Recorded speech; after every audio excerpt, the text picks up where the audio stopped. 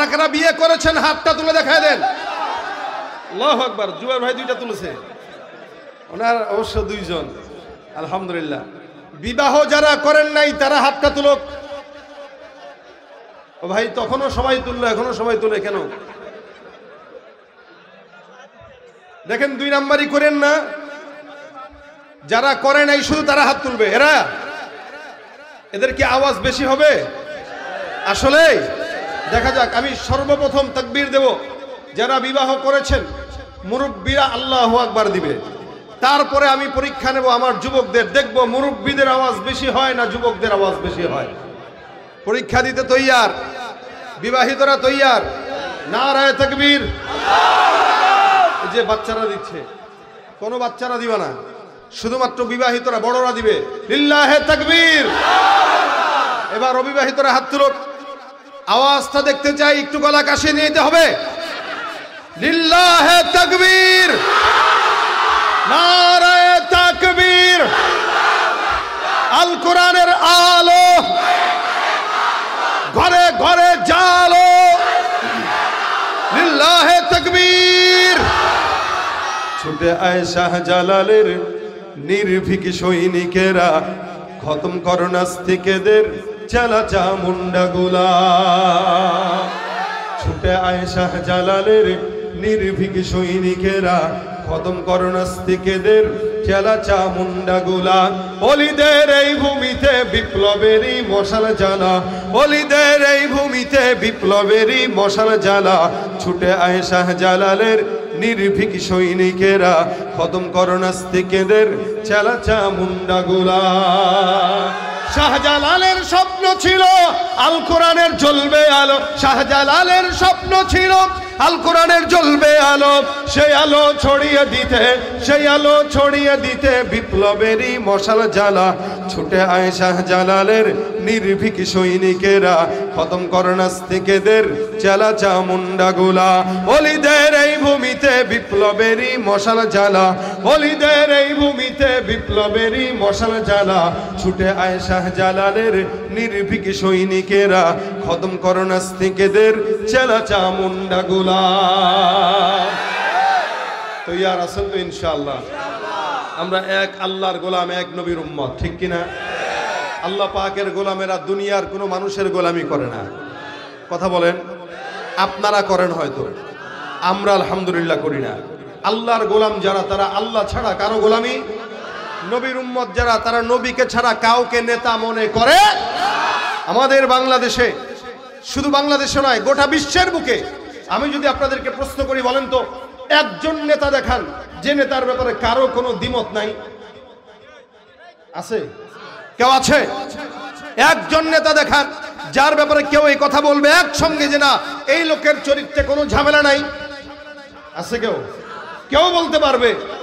আদম থেকে নিয়ে মুহাম্মদুর রাসূলুল্লাহ সাল্লাল্লাহু আলাইহি ওয়াসাল্লাম পর্যন্ত যত মানুষ আল্লাহ পাঠিয়েছেন, বরঞ্চ আজ পর্যন্ত আল্লাহ পাক নবীরা ছাড়া সমস্ত মানুষকেই কিছু ভুল ত্রুটি দিয়েছেন। তবে হ্যাঁ, সাহাবা আজমাইনদেরকে আল্লাহ পাক রব্বুল আলামিন মাফ করে দিয়েছেন, সেই ঘোষণা কোরআনে আছে। এজন্য সাহাবা আজমাইনদের ভুল ধরাটাও ভুল।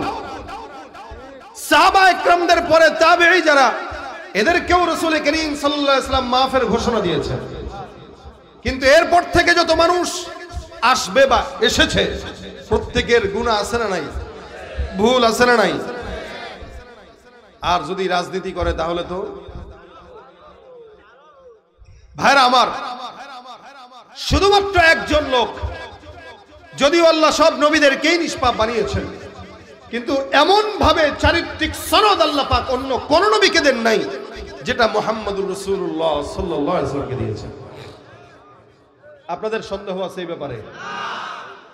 এমন ভাবে আল্লাহ পাক পবিত্রতা বর্ণনা করেছেন যেটা কোন নবীকে আল্লাহ পাক এভাবে করেন নাই। হ্যাঁ, সমস্ত নবীরাই নিষ্পাপ, সমস্ত নবীদের আখলাক সুন্দর, কিন্তু মুহাম্মদুর রাসূলুল্লাহ সাল্লাল্লাহু আলাইহি ওয়াসাল্লাম সবার চেয়ে ঊর্ধ্বে, যার কারণে সরদার আম্বিয়া তাকে বলা হয়। উনি সব নবীদের সরদার। দুনিয়াতে যত মানুষ এসেছে সব মানুষের ভিতরে সর্বশ্রেষ্ঠ মানুষকে মুহাম্মদুর রাসূলুল্লাহ। দুনিয়াতে যত নেতা এসেছে সব নেতার ভিতরে সবচেয়ে শ্রেষ্ঠ নেতা কে? মুহাম্মাদুর রাসূলুল্লাহ। দুনিয়াতে যত বাবা এসেছে সব বাবার ভিতরে শ্রেষ্ঠ বাবা কে? মুহাম্মাদুর রাসূলুল্লাহ। দুনিয়াতে যত নানা এসেছে সব নানার মধ্যে শ্রেষ্ঠ নানা কে? মুহাম্মাদুর রাসূলুল্লাহ। দুনিয়াতে যত স্বামী এসেছে সব স্বামীর ভিতরে শ্রেষ্ঠ স্বামী কে? মুহাম্মাদুর রাসূলুল্লাহ। দুনিয়াতে যত জামাই, যত বাবা, যত শ্বশুর, সব বলেন যেদিক থেকে বলেন সব দিক থেকে শ্রেষ্ঠ মুহাম্মাদুর রাসূলুল্লাহ। দুনিয়াতে যত নবী এসেছেন সব নবীর ভিতরে শ্রেষ্ঠ মুহাম্মাদুর রাসূলুল্লাহ। এই জন্য আল্লাহ পাক রব্বুল আলামিন উনাকে সবচেয়ে উঁচু তবকার দিয়েছেন। এই নবী তখন এসেছে যখন জাহিলি জামানা। আমি আপনাদেরকে জিজ্ঞাসা যদি করি বলবেন আপনারা এভাবেই বলবেন হয়তো যে জাহিলি জামানায় যতটা জাহালাত ছিল বর্তমান জামানায় তার চাইতেও হয়তো বেশি জাহালাত চলে আসছে। কেন? এখনকার সময়ে মায়ের কাছে সন্তান নিরাপদ নয়, বাবার কাছে তার কন্যা পর্যন্ত নিরাপদ নয়। তখনকার মানুষ তো নবী পায় নাই, যার কারণে জাহিলি জামানা ছিল। নবী ছিলেন না, নবী আসছেন তো জাহিলি জামানা হয়ে গেছে তাই। এর আগে নবী আসেন নাই, নবী আসছেন ওই সময় যখন জাহালাত চতুর্দিকে ছড়ানো ছিটানো ছিল। এতটা জাহালাত ছিল মানুষ। তখনকার যে মহিলাগুলো ছিল এরা পর্যন্ত একাধিক মানুষের সাথে তাদের মেলামেশা করত। তখনকার বিয়ের হালতটা কিছুটা এরকম ছিল যে একটা মেয়ে যার সাথে মন চায় তার সাথে জেনা ব্যভিচার করবে, যতবার মন চায় ততবার করবে। এই সমস্ত কথাগুলো বর্তমান জামানাও কিছু মেয়েদেরকে আমরা বলতে দেখি। এরা প্রেস ক্লাবে দাঁড়িয়ে দাঁড়িয়ে আমার দেহ আমি যাকে মন চায় তাকে দেব, আমরা সবাই বেশ্যা, বুঝে নেব হেচ্ছা। দেখেন না আপনারা? কথা কয় না। এই স্লোগান দেখেন নাই নাকি? আপনারা ইন্ডিয়ান মডার্নের পাশে দেখে আপনাদের কানে আওয়াজ আসে না? তা দেখেন ওই জাহিলি জামানার মেয়েদের অবস্থা এখন বর্তমান সময়ে চলছে। তারা বলতো আমার শরীর যাকে মন চায় তাকে দেব, পেট যাকে মন চায় তাকে দেব। তো দেখা যায় 50 জনের সঙ্গে জেনা ব্যভিচার করার পরে সন্তান হয়েছে, এখন এটার বাবা কে হবে? এই বাবারে খোঁজার জন্য একটা পন্থা অবলম্বন করত। যতগুলো মানুষের সঙ্গে মেলামেশা করেছে সবাইকে দাওয়াত দিয়ে গোল টেবিলে খাওয়াইতো, ভরপুর খাও। খাওয়ার পরে এবার একজন কাজী থাকতো, তার কাছে সন্তানটা কোলে দিত, দিয়ে কাজী মিলাইতো এই বাচ্চার সাথে কার চেহারার মিল আছে, যার চেহারার মিল থাকবে আজ থেকে এই বাচ্চার বাবা সে। সুবহানাল্লাহ। মাহফিল শুনতেছি 40 বছর, সুবহানাল্লাহ কোথায়, নাউজুবিল্লাহ কোথায়, হুশ নাই। 50 জনের সঙ্গে মেলামেশা করার পরে যার সঙ্গে মিল বাবা সে। এটা ছিল জাহালাতের হাল। এতটা জাহালাত জীবনে অন্য কোনো সময় পৃথিবীতে পার হয় নাই, যার কারণে কন্যা সন্তান জন্ম নেওয়ার সাথে সাথে এদেরকে জ্যান্ত কবর দেওয়া হতো। আজকে নারী অধিকারের যারা স্লোগান দেয় এদের বোঝা উচিত নবী মুহাম্মদুর রাসূলুল্লাহ যদি না আসতো এই দুনিয়াতে এই নারীদেরকে জ্যান্ত কবর দেওয়া হতো। স্বাধীনতা তো দূরের কথা, নারী স্বাধীনতার নামে এলো কলঙ্কের জোয়ার। একই নারীর অধিকার কখন জানি শেষ হবে এই অশ্লীলতা। ওয়ার্ড কমিশনার থেকে ইউনিয়ন পরিষদে ক্রমান্বয়ে দেখো রে ভাই একেবারে সংসদে নারী থাকবে সুখের নীড়ে, এত কষ্টের কি দরকার। একই নারীর অধিকার কখন জানি শেষ হবে এই অশ্লীলতা। ঠিক কিনা? ইসলাম নারীকে স্বাধীনতা বেশি দিয়েছে না কম? একটু জোরে বলেন, আরেকটু জোরে বলেন। সবচেয়ে বেশি দিয়েছে ভাই। যার কারণেই ইসলাম বলে, নবী বলেন, এই নারী যদি কখনো পেটে জন্ম নেয়, কোনো বাবার যদি কন্যা সন্তান হয়, ওই বাবা যদি কন্যাকে ঠিক মতো লালন পালন করে ভালো জায়গায় বিয়ে দেয়, আল্লাহ নবী বলেন এক একটা মেয়ের বিনিময়ে এক একটা জান্নাত তাকে দেওয়া হবে। এটা যখন নারী কন্যা হয় তখন নারীর সম্মান। নারী যখন মা হয়, নবী বলেন আল জান্নাতু তাহতা আকদামিল উম্মাহাত, ওই মায়ের পায়ের নিচে তোমরা যারা এখানে বসা সবার জান্নাত মায়ের পায়ের নিচে আমি দিয়ে দিলাম। এটা নারী যখন মা হয়, নারী যখন বিবি হয় তখন কতটা সম্মান। আল্লাহ রাসূল সাল্লাল্লাহু আলাইহি ওয়াসাল্লাম বলেন দুনিয়া কুল্লুহা মাতা, ওয়া খায়রু মাতা'আদ দুনিয়া আল মারআতু সালিহা। একটা দুনিয়ার সবকিছু ভোগ সামগ্রী, তবে সবচেয়ে উত্তম ভোগ সামগ্রী একজন নেককার স্ত্রী। সুবহানাল্লাহ। নারী যখন স্ত্রী হয়, নবী বলেন তার সম্মান কত বেশি। খায়রুকুম খায়রুকুম লিআহলিহি, তোমাদের ভিতরে ওই পুরুষ উত্তম যেই পুরুষ তার বউয়ের কাছে উত্তম। সুবহানাল্লাহ। যারা বলেন সুবহানাল্লাহ। এখন যদি আকসার মানুষকে জিজ্ঞাসা করি, ভাই বউর সঙ্গে মুআমালা কেমন, বউরা কইবে আমার স্বামীর মতো বজ্জাত কেউ নাই। কি বলেন? ঠিক মতো এক বউরে খুশি করতে পারে নাই, কিন্তু ওদিক দিয়া একাধিক বিয়ের আন্দোলনে নেমে যায়।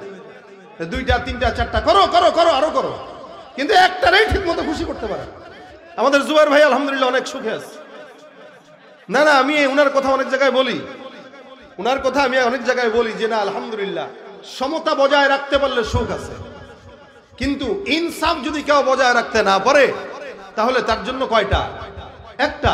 একটাই যদি আপনার ব্যাপারে সাক্ষী দেয় যে আমার স্বামী চরিত্রবান ভালো, আল্লাহর নবী বলেন ওই যেই মেয়েটা তার ব্যাপারে ভালোর সার্টিফিকেট দিয়ে দিল, সে আল্লাহর কাছেও ভালো, নবীর কাছেও ভালো। সুবহানাল্লাহ।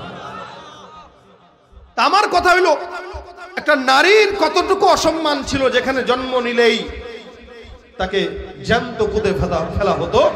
ওই জায়গা থেকে আল্লাহর নবী আসলেন, নারীকে অধিকার বেশি দিলেন। কিন্তু বর্তমান সময়ে যারা নারী অধিকারের স্লোগান দেয়, মনে রাখবেন শিয়াল যেভাবে মুরগির স্বাধীনতা চায়, বর্তমান সময়ের লুচ্চা বদমাশগুলো নারীদের স্বাধীনতা চায়। এরা নারীদেরকে ঘর থেকে বের করে ভোগের পণ্য বানাতে চায়, অথচ ইসলাম তাকে ভোগের পণ্য বানায় নাই। আল্লাহ এই নারীদেরকে বুঝদান করে বলেন আমিন। ওই সময় ফিতনার সময়, জাহালাতের সময় আল্লাহ পাক আখিরি নবী মুহাম্মদুর রাসূলুল্লাহ সাল্লাল্লাহু আলাইহি ওয়াসাল্লামকে জমিনে পদার্পণ করছেন। তো দেখেন নবী একা, চতুর্দিকে কাফের। নবী কয়জন? একা। চতুর্দিকে কাফের, ইহুদি, মুশরিক, বেঈমান ভরা। একাই নবী নবুয়তের দায়িত্ব নিয়ে মানুষের ঘরে ঘরে যায়। এখন এলাকার ভিতরে সব মানুষ একদিকে, আপনি একা, মানুষ আপনারা ভালো বলবে? কথা কয় না এরা, ভালো বলবে? আপনি একা, সব মানুষ একদিকে ভালো বলবে? কিন্তু কখনো কখনো সারা দুনিয়ার মানুষ একদিকে গেলে, আরেকজন একা থাকলে হকের পক্ষে যে থাকবে, সারা দুনিয়ার মানুষ তার বিরুদ্ধে গেলেও হক হকই থাকবে, কোনোদিন বাতিল হবে না। এজন্য হকের পথে চলবেন। সারা দুনিয়ার এলাকার মানুষ যদি আপনাকে বলে ভাই আপনি বুঝেন না, আপনি বলবেন আমি বুঝি বা না বুঝি এটা পরকালে দেখা যাবে, তুই কতটুকু বুঝবি ওটা আগে তুই চিন্তা কর। আল্লাহ নবী সাল্লাল্লাহু আলাইহি ওয়াসাল্লাম হকের পক্ষে একা, গোটা বেঈমানেরা বিরুদ্ধে। তাই বলে নবী পাগল? এরা নবীকে পাগল বলা শুরু করলো। এই জন্য আল্লাহ পাক রব্বুল আলামিন তাদের জবাব দিয়ে বলেছেন, সারা দুনিয়ার মক্কার মানুষরা রাসূলকে পাগল বলে। আল্লাহ চ্যালেঞ্জ করে আয়াত সূরা নাযিল করে দিয়েছেন। আল্লাহ বলেন নুন ওয়াল কলামি ওয়া মা ইয়াসতুরুন মা আনতা বিনি'মাতি রাব্বিকা বিমাজনুন। আমার আল্লাহ পাক রব্বুল আলামিন ঘোষণা করলেন, কলমের কসম, কলম যা যা লিখলো তার কসম। কলমটা কোন কলম? আসমান আর জমিন সৃষ্টি করার আগে আমার আল্লাহ, পৃথিবী সৃষ্টি করার 50,000 বছর আগে আল্লাহ পাক একটা কলম বানায় দিয়েছেন। ওই কলমটা দিয়ে আল্লাহ পাক রব্বুল আলামিন সারা দুনিয়ার মানুষের নিজাম লিখলেন। সমস্ত কিছু লেখার পর আল্লাহ পাক ডাক দিয়া বলেন ওয়াল কলামি ওয়া মা ইয়াসতুরুন।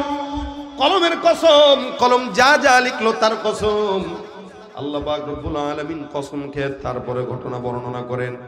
এই যে গোটা দুনিয়ার কসম রব্বুল আলামিন কেন খাইলেন? আমার আল্লাহ পাক বলেন আমি কসম খাওয়ার পিছনে অন্যতম কারণ হলো মক্কার সব ইহুদি নাসারা আমার পয়গম্বরকে গালি দেয়। আমি আল্লাহ পাক ঘোষণা করলাম আমার নবীকে যারা পাগল বলে তাদেরকে আমি কসম খেয়ে বললাম আমার নবী পাগল না, যারা পাগল বলে তারা পাগল, তাদের 14 গোষ্ঠী পাগল। আমার নবীকে যারা পাগল বলে তারা কি? জোরে বলেন তারা কি? আল্লাহ পাক বলেন মা আনতা বিনি'মাতি রাব্বিকা বিমাজনুন ওয়া ইন্না লাকা লাআজরান গায়রা মামনুন। পাগল যদি হতো আমি আল্লাহ পাক রব্বুল আলামিন পয়গম্বরকে নিরবিচ্ছিন্ন নেয়ামত কোনোদিন আল্লাহর নবীকে দান করতাম না। এত নেয়ামত আল্লাহ পাক আপনার আমার পয়গম্বরকে দান করেছেন, যার কারণে নবী আসার আগেও আল্লাহ পাক আসমান আর জমিনকে সুন্দরভাবে সাজিয়ে দিয়েছেন।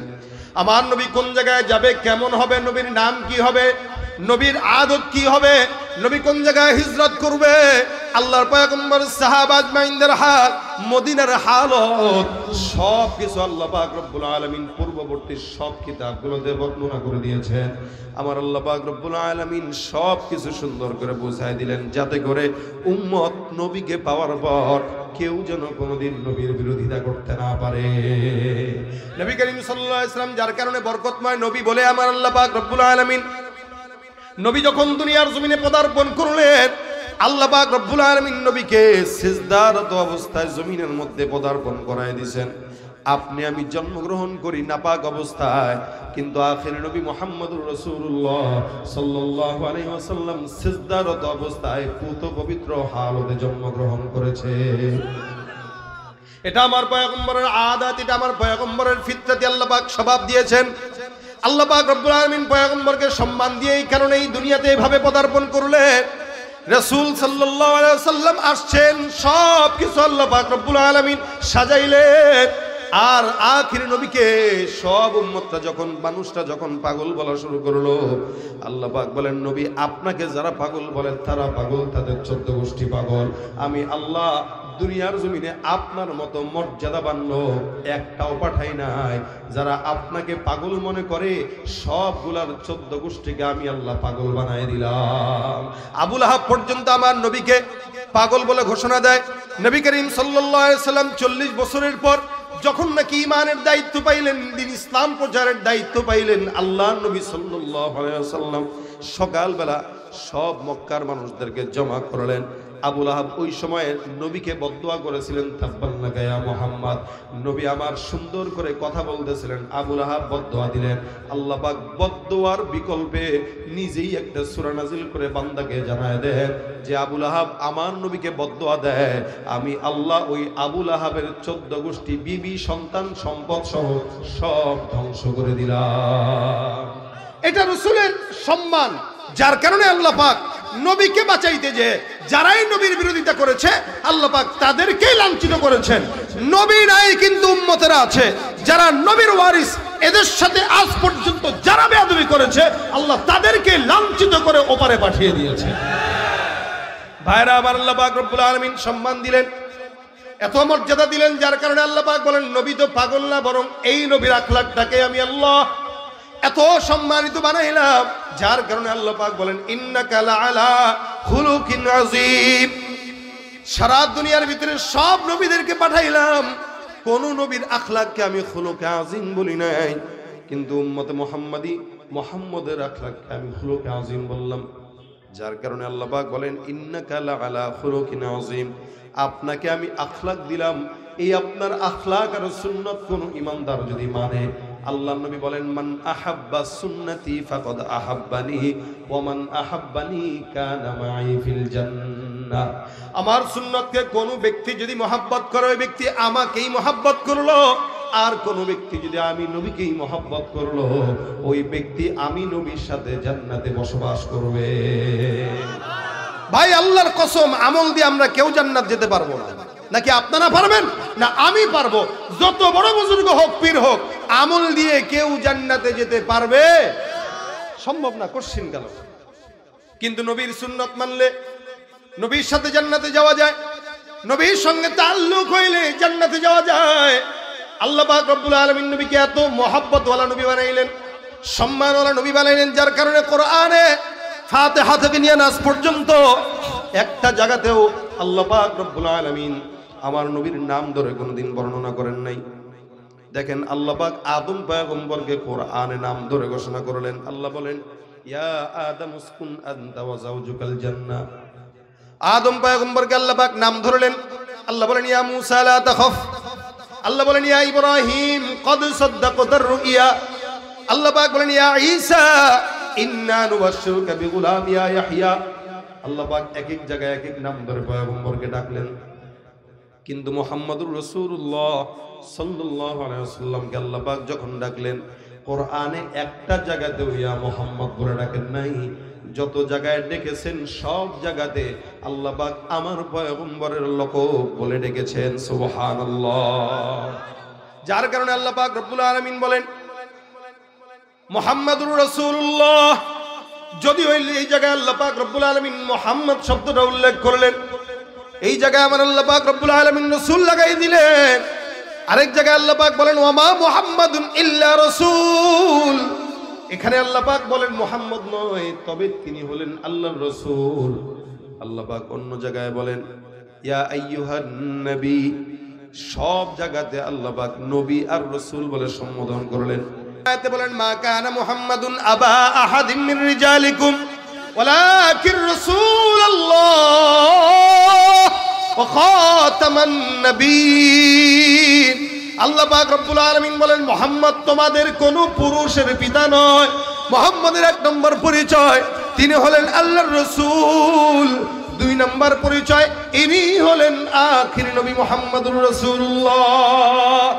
আল্লাহ পাক পয়গম্বরের দুইটা পরিচয় তুলে ধরে বলেন, এক নম্বর পরিচয় তিনি হলেন মুহাম্মদ আল্লাহর রাসূল, দুই নম্বর পরিচয় তিনি হলেন শেষ নবী। আজকে আমার দেশে নবীর খাতমে নবুয়ত মানে না এমন কিছু মুনাফিক কাফের আছে না? অনেক জায়গায় আছে মুসলমানদের ঈমান ধ্বংস করে দিচ্ছে। 10,000 15,000 একটা ঘর বানায় দিয়া কাদিয়ানি বানায় ফেলদেস। মুসলমান মনে রাখবেন, ইসরায়েলি পণ্য যেভাবে আমাদের মুসলমানরা ঘরে ঘরে বয়কট করার চেষ্টা করে, আল্লাহর কসম মুসলমান যদি কেউ হয় কাদিয়ানিদের পণ্য বয়কট করা তার ঈমানের দাবি। কি হবে শেষ নবীজির উম্মত বলে দাবি করে যদি ওই নবীর চেয়ার কাদিয়ানিরা দখল করে?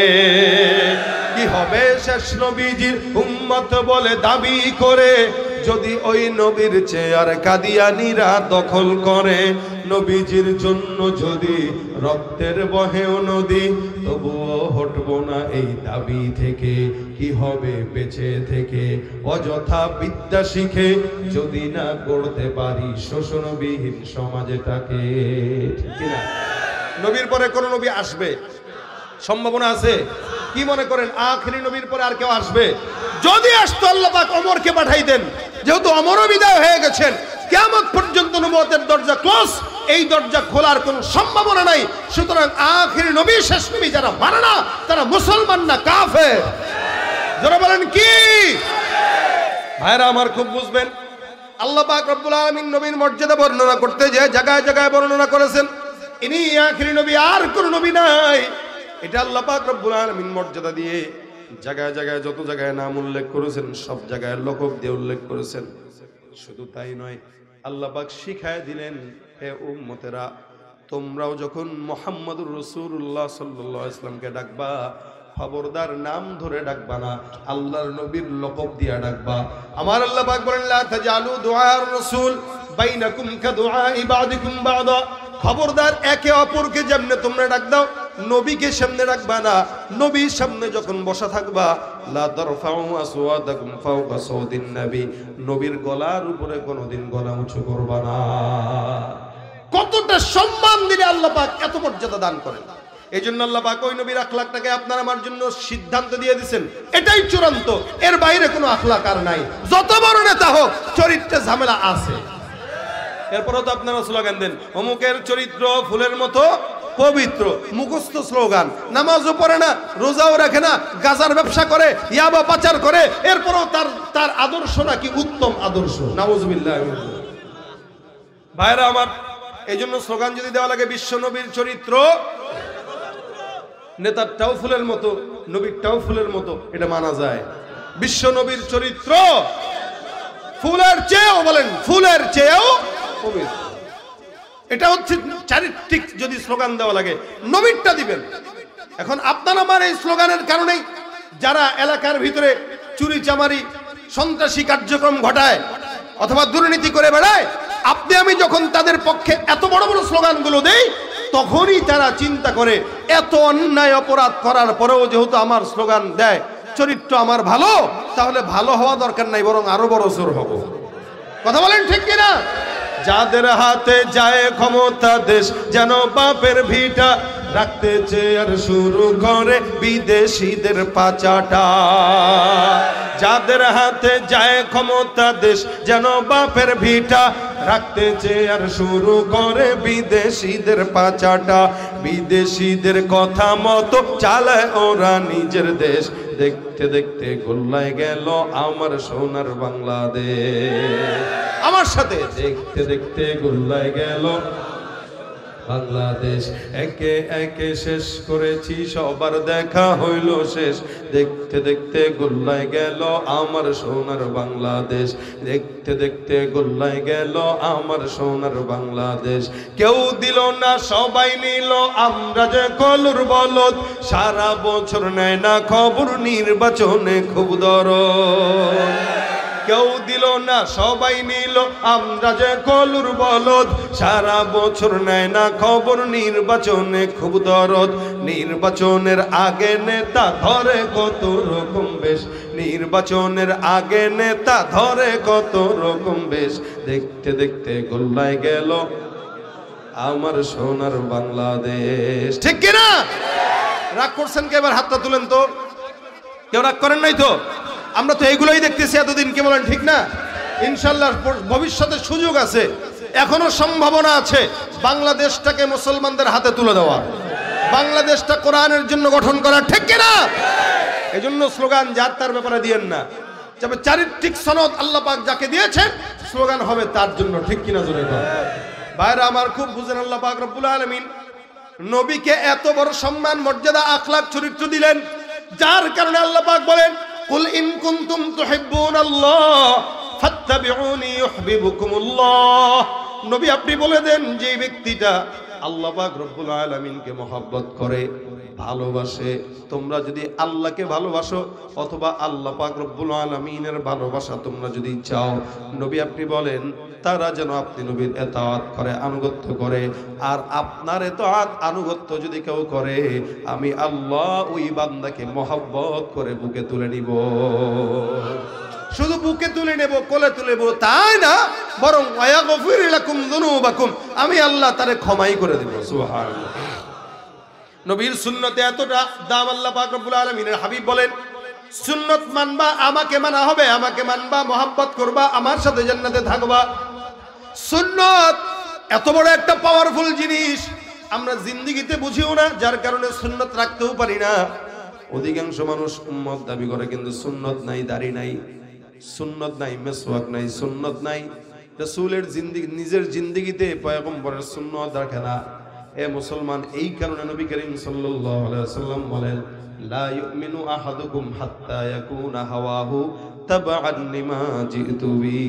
আমি যা কিছু নিয়ে আসলাম, যত কিছু নিয়ে আসলাম, যতক্ষণ পর্যন্ত তোমরা এটা মানতে পারবা না ততক্ষণ তোমরা মুমিন না। এখন তো ফিতনার জামানা, এই জন্য নবী আগেই বলে দিয়েছেন শেষ জামানে আমার কিছু বন্ধু আসবে যারা আমার সাথে জান্নাতে থাকবে। সাহাবা একরাম বলেন হুজুর এরা কারা? আমরাই না আপনার সাথে থাকি, আমরাই না আপনার বন্ধু? রাসূল বলেন তোমরা আমার সাহাবী কিন্তু তারা আমার বন্ধু।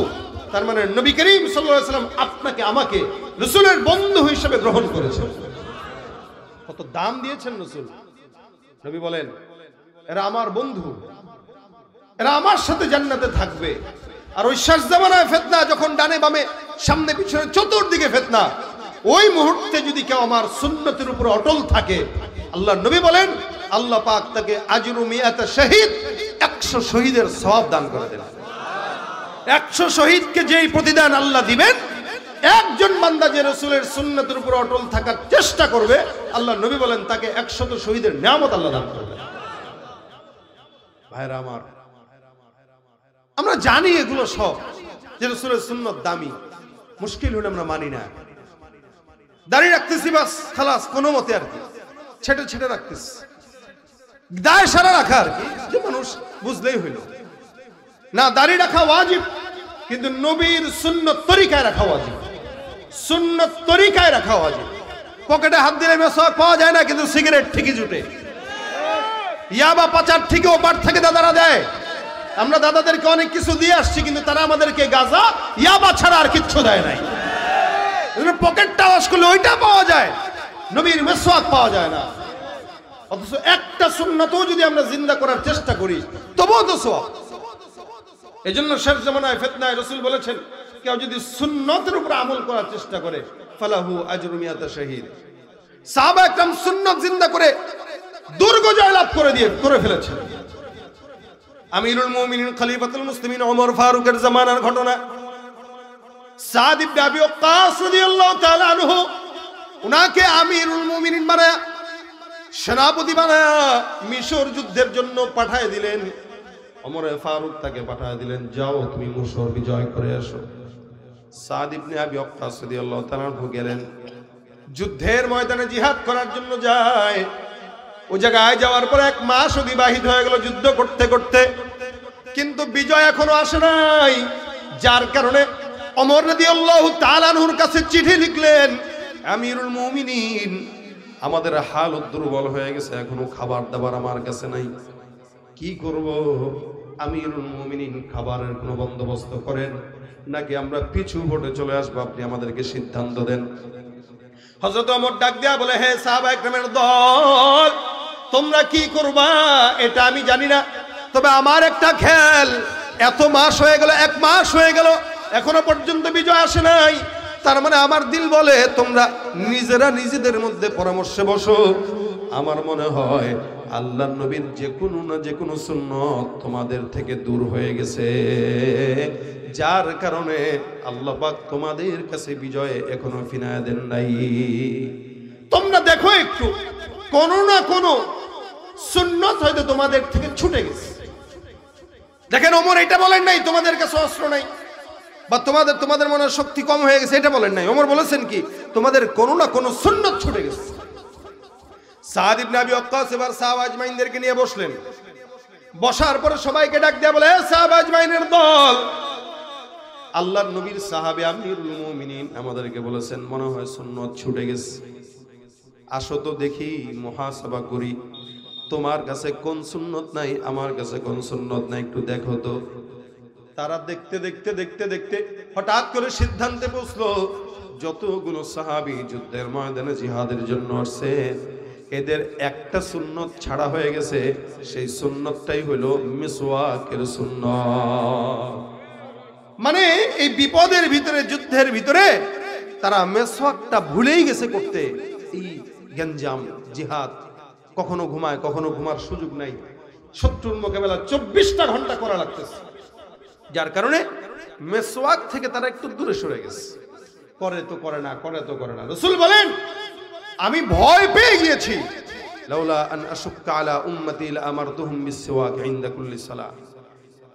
জিবরিল আমিন যতবার আমার কাছে এসেছেন, যতবার আমার কাছে এসেছেন, ততবার আল্লাহর ফেরেশতা জিবরিল আমাকে এই সুন্নাত অর্থাৎ মিসওয়াকের কথা বলেছেন। সুবহানাল্লাহ। যতবার এসেছেন ততবার মিসওয়াকের গুরুত্ব দিয়েছেন। আমি ভয় পাচ্ছিলাম, না জানি আল্লাহ পাক আবার আমার উপরে মিসওয়াককে 5 ওয়াক্ত নামাজের জন্য ওয়াজিব করে দেয়। এতবার মিসওয়াকের কথা বলেছেন। সাহাবা একরাম মিসওয়াক করতে ভিন্ন সূরতে, এইজন্য রাসূল বলেছেন তোমরা নামাজের আগে মিসওয়াক করো, এতে তোমাদের নামাজের সওয়াব আরো দ্বিগুণ বাড়ায় দিবেন আল্লাহ পাক। সুবহানাল্লাহ।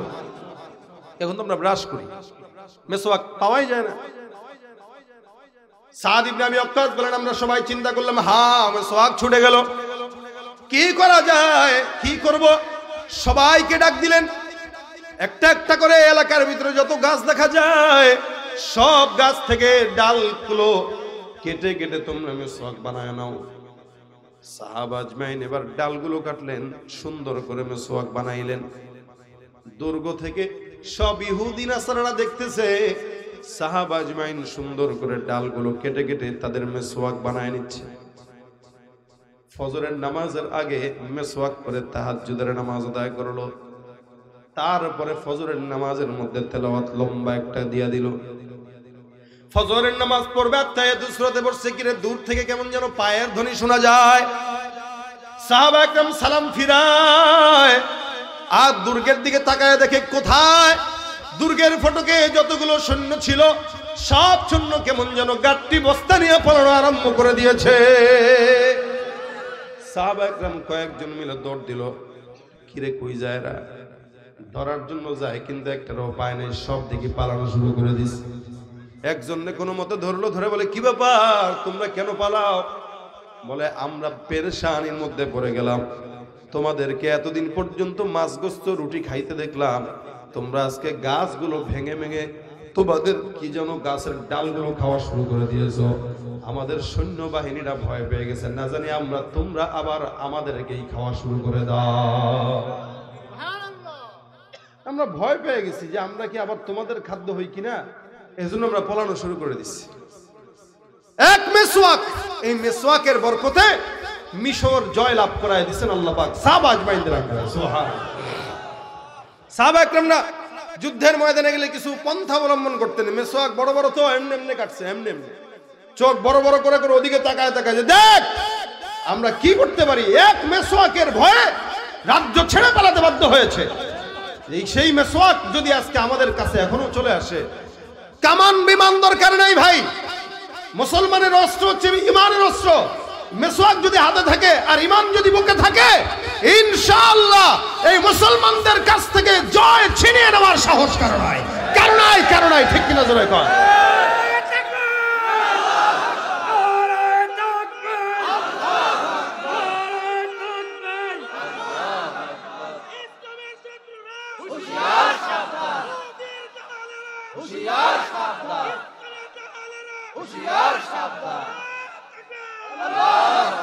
কইরে বিপ্লবী সেবীর হাতে নে উলঙ্গ শমশির, অশির ওই ঝংকারেতে পালাবে কাফির।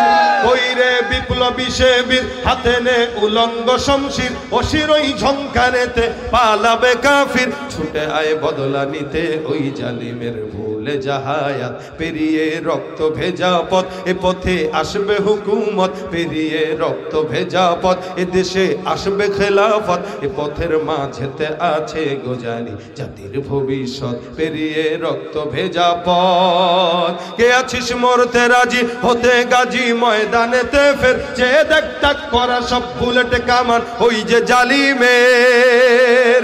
কে আছিস মরতে রাজি হতে গাজী ময়দানেতে ফের, যে দেখ তাক করা সব বুলেট কামান ওই যে জালিমের। কে আছিস হাসি মুখে বরণ করে নিতে শাহাদাত, পেরিয়ে রক্ত ভেজা পথ এ পথে আসবে খেলাফত। এ পথের মাঝেতে আছে গোজারি জাতির ভবিষ্যৎ, পেরিয়ে রক্ত ভেজা পথ। ভয় আছে?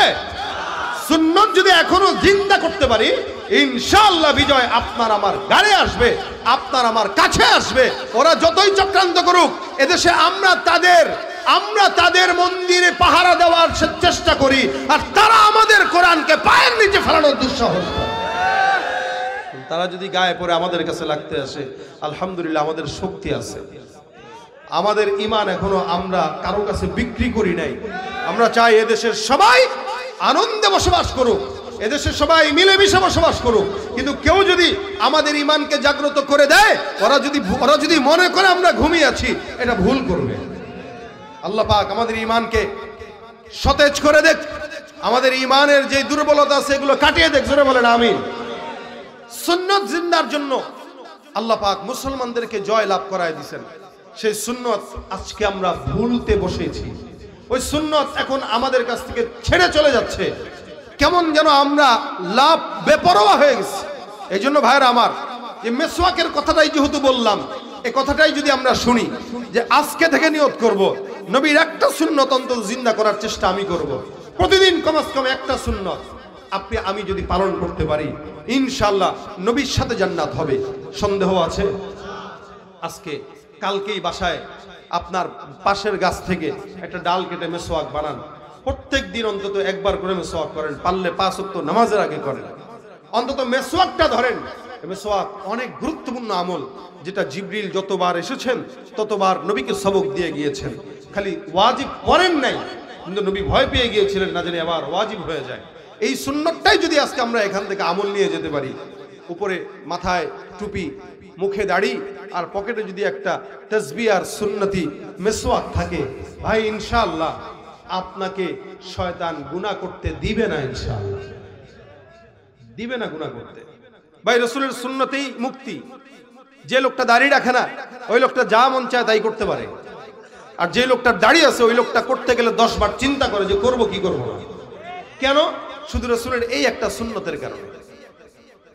যে লোকটার মাথায় পাগড়ি থাকে, চাইলেই যা মন চায় করতে পারে না, কিন্তু যার থাকে না সে যা মন চায় করতে পারে। এই কারণে আমরা আমল দিয়ে জান্নাত যেতে পারবো না, কিন্তু রাসূলের মহব্বত যদি অন্তরে ঢুকাই, আর মহব্বতের পোশাকগুলো আমাদের আপনাদের গায়ে উঠায় নেই, বলতে পারবো আল্লাহ মহব্বত তো নিয়ে আসলাম, মহব্বতের উসিলায় জান্নাত দাও। নবী বলেন ইন্নাকা মা মান আহবাবতা, মহব্বত যদি আমি নবীর প্রতি তোমার দিলে থাকে, অবশ্যই তুমি আমার সাথে জান্নাতে যাবে। আল্লাহ পাক সকলকে রাসূলের মহব্বত দিলে ঢুকায় দেখ, জোরে বলেন আমিন। এই আজকের এতগুলো আলোচনার ভিতরে মাগরিব থেকে এ পর্যন্ত শুনছেন, এই আলোচনার ভিতরে যদি একটা আমল আমরা এখান থেকে নিতে পারি, আমার আগের আলোচক বলেছেন নামাজের কথা, নামাজ তো পড়বই ভাই।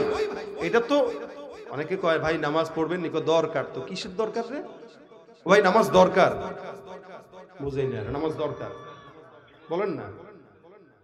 নামাজ কি দরকার? এখনো বলে না নামাজ দরকার।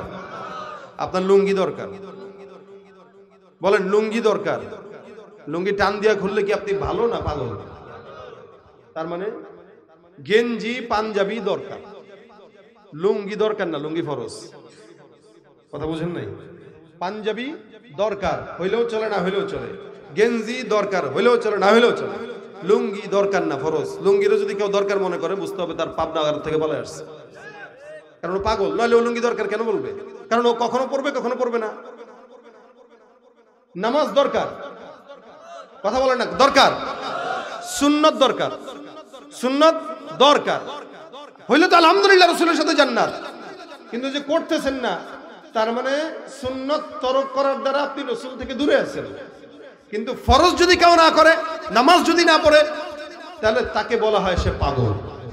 দুনিয়াতে যেমন কারো লুঙ্গি আর পায়জামা না থাকলে সে পাগল, যার জিন্দেগিতে নামাজ নেই সে আখিরাতের জিন্দেগিতে পাগল। এজন্য এটা দরকার না, এটা ওয়াজিব, ফরজ, এটা পড়তেই হবে ভাই, এটা পড়া লাগবে। কিন্তু এটা যেহেতু পড়ি, এখন বাড়তি কি আমল করতে পারি? বাড়তি আমল করতে পারি আমরা একটা সুন্নাত। প্রতিদিন 5 ওয়াক্ত নামাজের আগে একটু সুন্নতি মেসওয়াকটা আমরা করতে পারি, অথবা প্রত্যেক দিন সুন্নত হিসেবে একজন ভাইয়ের সঙ্গে একটু ভালো করে কথা বলতে পারি, এটাও সুন্নত। নবী বলেছেন কেউ যদি কোনো ইমানদারের সাথে ভালো কথা বলে, সদকার সওয়াব দিয়ে দিবে। কারোর সঙ্গে মুস্কি হাসেন, সালাম দেন, সুন্নত। প্রত্যেকদিন রাসূল সাল্লাল্লাহু আলাইহি ওয়াসাল্লামের উপরে দুরূদ শরীফের আমল করেন, এটা জরুরি আমল। এই আমল, এই সমস্ত যা বললাম, এগুলো যদি আজকের প্রোগ্রাম থেকে আপনারা মাথায় নিয়ে যেতে পারেন, প্রোগ্রামের কামিয়াব এখানে। আল্লাহ পাক আমাদের সকলকে আমল করার তৌফিক দান করুন। রাসূলের সাথে মহব্বতের জন্য সবচেয়ে বড় মাধ্যম দুরূদ। আমরা চেষ্টা করব প্রত্যেক দিন কমাস কম 100 বার দুরূদ পড়া, সাল্লাল্লাহু আলাইহি ওয়াসাল্লাম। কি বলেন? সাল্লাল্লাহু আলাইহি ওয়াসাল্লাম। দুরূদ যে এত বড় ফজিলত, আপনাকে রাসূলের সঙ্গে তাআল্লুক বাড়ায় দিবে। দুরূদ এমন একটা আমল, যে আমল আপনার এমন কোনো বিপদ নাই যে বিপদ থেকে হেফাজত করবে। এ নিয়ে আমার একটা কয়দিন আগে এবার বইমেলাতে, ইসলামী বইমেলায় একটা বইও বের হয়েছে, যে দুরূদের দৌলতে দিদারে কাবা। এটা এত চমৎকার, আমি নিজে প্রশংসা করার জন্য বলছি না, যেহেতু রাসূলের কথা লিখেছি, চমৎকার হবে। দুরূদের প্রতি মানুষের যে উদ্বুদ্ধতা, এই ব্যাপারে কিছু কথা আছে। যারা দুর্বল তারা পড়তে পারেন, ইনশাআল্লাহ আল্লাহ পাক ঈমান দুর্বল থেকে সতেজ করে দিবেন। তো দেখেন, এইজন্য রাসূলের সাথে মহব্বত তৈরির জন্য প্রত্যেক দিন কমাস কম 100 বার করে দুরূদ পড়েন।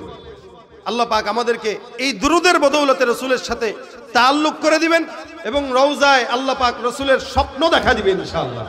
এমনকি যদি না যেয়ে থাকি, আল্লাহ পাক মদিনার জন্য কবুল করে নেবেন। আমরা পড়বো তো ইনশাআল্লাহ মেসওয়াক আর দুরূদ। আল্লাহ পাক আমাদের সকলকে তৌফিক দান করুক, বলেন আমিন। যা বললাম শুনলাম, এগুলোর উপর আমল করার তৌফিক দান করুক, জোরে বলেন আমিন।